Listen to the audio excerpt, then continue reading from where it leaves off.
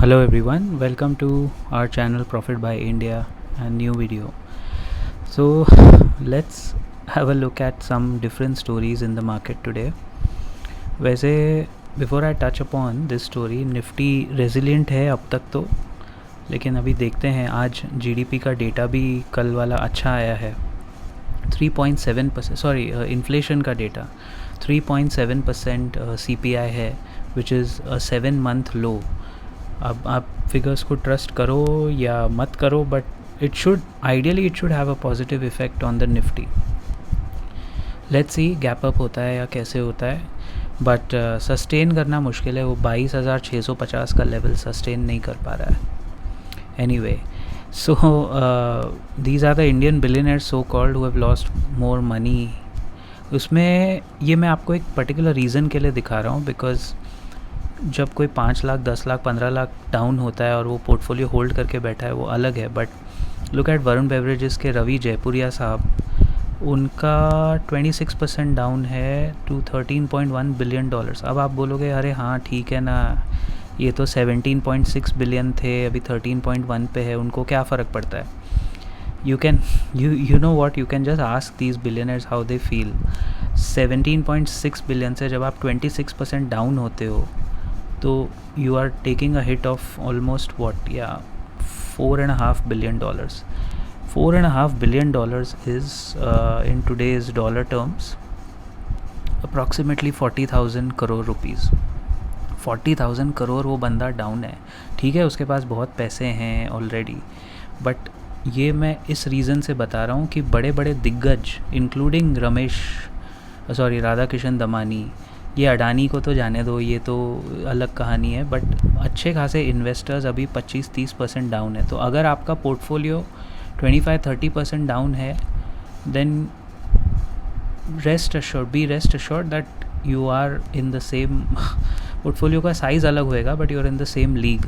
अगर आपका portfolio 15% down है, then you are doing better basically, और अगर 5% डाउन है, then you are doing the best. आपके अच्छे स्टॉक्स होंगे. द नेक्स्ट न्यूज़ इज़, ये मुझे बहुत थोड़ी क्या कहते हैं स्ट्रेटेजिकली प्लांटेड न्यूज़ लगती है ये, you know. And JP Morgan and these kind of people से that there is a 40% chance of recession in the US. ये सेम कहानी 2022 में भी मुझे याद है चल रही थी. रिसेशन का डर 2021, 2022, 2023 से चल रहा था. रिसेशन तो US में आया नहीं, उनका मार्केट उल्टा ऊपर बढ़ गया. Now, as per JP Morgan, there is a 40% chance of a US recession and lasting damage to the country's position as an investment destination. That's a heavy statement. The risk will be 50% if reciprocal tariffs are imposed. और reciprocal tariffs तो Trump चाचा ने announce कर ही दिए हैं अभी, वो तो 2 अप्रैल से चालू हो जाएंगे. तो why are these hedge funds and big so-called financial institutions, biggest of them all, why are they making such claims? I think इसके पीछे एक बहुत बड़ी सोची समझी स्ट्रैटेजी है. ऑब्वियसली देखिए, US मार्केट में उनके बड़े निवेशकों ने, इंस्टीट्यूशंस ने, JP Morgan ने खुद बहुत पैसा कमाया है. अब यहाँ सेलिंग आ रही है because it was over valued. ठीक है, तो अब सेलिंग कर कौन रहा है US में? यही लोग कर रहे हैं. सेलिंग करके फियर दिखा के भाव नीचे लाएंगे और नीचे के भाव से फिर दोबारा बाइंग शुरू कर देंगे और आप सोचते रहोगे US में रिसेशन है. ये सेम कहानी 2022 में हुई थी. This is how these institutions literally toy with the retail investors. ऐसे बहुत एग्जाम्पल है मेरे पास. स्पीकिंग ऑफ एक्सपांशन, TCS, मतलब ये थोड़ी अजीब खबर रखी मुझे. IT सेक्टर पूरा नीचे गिर रहा है. कोर पोर्टफोलियो इनका भी काफ़ी हिट हुआ है because TCS, Infosys, they depend on the discretionary spending in the US and Europe, तो इनको काम मिलेगा. ये कोई एसेंशियल स्पेंडिंग में नहीं आती, इनकी सर्विसेज डिस्क्रिशनरी में आती है. वहाँ के बैंक्स वगैरह जब और सॉफ्टवेयर अपग्रेड करेंगे, खर्चा करेंगे, तो इनको काम मिलेगा. और ये यहाँ बैठ के this company announce the acquisition of Darshita, southern India, happy homes. ये कुछ समझ में नहीं आया. अगर आप में से किसी को इस न्यूज़ का कुछ डिटेल पता है तो बताइए. ये पहली बार मैं देख रहा हूँ कि देश की सबसे बड़ी IT company in terms of market capitalisation एक 2250 करोड़ का रियल एस्टेट कंपनी अक्वायर कर रही है. This is a little tough to digest, समझ में नहीं आया ये क्या एक्सपांशन हुआ है, and completely off colour, no idea what they are getting into. और ये हैं हिंदुजा ग्रुप के one of the brothers Ashok Hinduja, जिनके नाम पे वो कंपनी है अशोक लेलैंड। हिंदुजा ग्रुप की काफ़ी कंपनीज़ है, Hinduja global solutions, Ashok Leyland, IndusInd bank. अब इनका स्टेटमेंट देखिए, I will read it out. Ashok Hinduja reassures investors amid concerns over IndusInd Bank's transparency and 1500 crore treasury loss। क्या कह रहा है वो? These are normal routine problems यार, चलता है 1500 करोड़, नो प्रॉब्लम यार, हम लोग पॉकेट में लेके घूमते हैं इतना बड़ा check. He says emphasizing strong financials and promoter support। While regulatory approvals and governance questions persist, Hinduja remains confident in the bank's ability to recover। चलो किसी ने आके कुछ स्टेटमेंट दिया तो सही, लेकिन एक बार क्रेडिबिलिटी लॉस हो गया ना बैंकिंग में, फिर वो वापस नहीं आता दोस्त। आप तो प्रमोटर हैं, it's your baby, you should have hired the right people, right CEO, right CFO.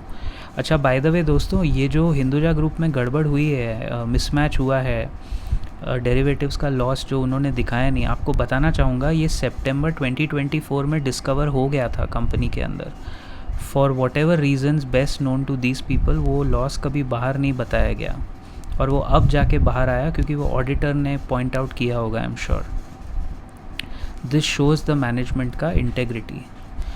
And last but not the least, speaking of IndusInd bank, I think सबसे ज़्यादा कौन से म्यूचुअल फंड हिट हुए हैं, it's none other than ICICI Prudential mutual fund which held the largest stake in IndusInd bank, followed by HDFC mutual fund, SBI, Quant का भी एक fund था जिसका काफ़ी स्टेक था इसके अंदर। तो ये सारे फंड्स को काफ़ी नुकसान हुआ है, लेकिन सबसे ज़्यादा HDFC mutual fund and ICICI prudential उनको ही हुआ है। क्या यार, मतलब कैसे फ़ंड मैनेजर्स भी, मैंने कहा था ना आपको एक वीडियो में, 90% ऑफ द फंड मैनेजर्स ने एक मेजर करेक्शन कभी देखा नहीं है। आई डोंट थिंक वो किस लेवल पे एनालिसिस करते हैं, God knows. But IndusInd bank तो बहुत अपेरेंट था जब ये 1500-1600 से 1000 रुपये पे गिरा। I think people should have dumped this stock then and there. Why do people wait for this companies? I don't understand. अभी भी आपको ऐसे लोग मिल जाएंगे जो बोलेंगे कि नहीं नहीं कंपनी अच्छा करेगी। अभी भी ये स्टॉक आप देखोगे ना, ऊपर आ जाएगा सडनली, 700-800 हो जाएगा, फिर लोग उसमें घुसेंगे, फिर गलती करेंगे, फिर वही रिटेल इन्वेस्टर्स की कहानी वही रहने वाली है। जाते जाते आपको एक स्टैटिस्टिक देता हूँ। I think there are around 18 या 20 करोड़ डीमैट अकाउंट्स नाउ, जिसमें से एक्टिव डीमैट सिर्फ 10 या 11 करोड़ है। And there are about 30-35 crore people who are playing all these fantasy gaming, rummy and all those stupid things. Basically आपका जो देश है ना, वो सट्टेबाजों का देश है, सबको सट्टा करना है। But my dear, stock market is not the place to do gambling, this is not a gamblers den. इसलिए जब आप निवेश करते हो उसकी पूरी जिम्मेदारी आपकी होनी चाहिए, क्योंकि वो आपका पैसा जा रहा है। I leave you with this food for thought. See you in the next video. जय हिंद, जय महाराष्ट्र।